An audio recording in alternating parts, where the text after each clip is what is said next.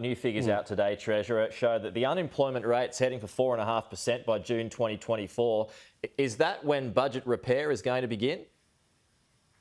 Well, the Coalition's been the party of lower taxes. You've seen that in the policies that we have introduced over successive budgets. Now, in the last two budgets, Pete, we have cut taxes by more than $50 billion.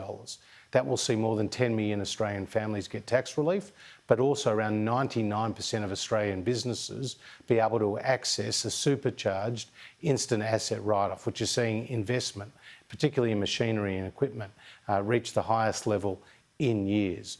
Treasury estimate that those tax cuts that we have provided both to households and businesses will create 120,000 jobs and see the unemployment rate be reduced by up to a full percentage point. That means our unemployment rate goes below 5% next year. That is the forecast. And the last time it went below 5% was between 2006 and 2008 for a sustained period. And then you have to go all the way back to the 1970s to see unemployment below 5% for a sustained period. So the Morrison government is absolutely focused on creating more jobs. And one of the ways to do that is through tax relief.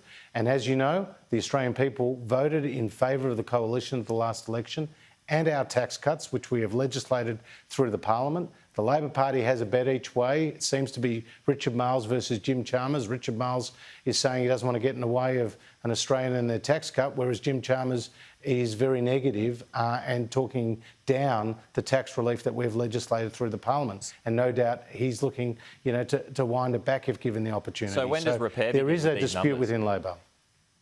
Well, in terms of budget repair, you saw more than a $50 billion improvement in this year's forecast for the budget than what we'd seen in the previous year that was forecast. And the combination of a stronger than expected labour market, also strong demand for our commodities and higher prices had contributed to that better bottom line. But we're still in the middle of a pandemic, Pete.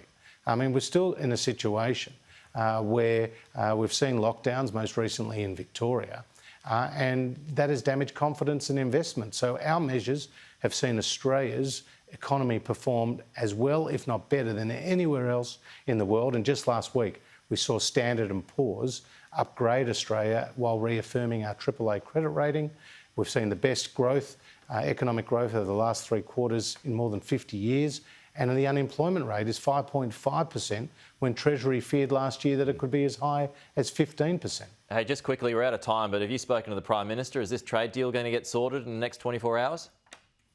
Well, I spoke to the Prime Minister last night and he was heading towards his meeting at Downing Street, and he was pretty determined to advance Australia's national interests through a trade agreement with the UK. There were some difficult issues that they needed to work through, so we'll wait for formal word from the UK. But 1 in 5 Australian jobs, Pete, relate to trade. So a deal with our great friend and partner in the United Kingdom will be good news for Australian businesses. Treasurer Josh Frydenberg, thanks for your time as always. Talk to you soon.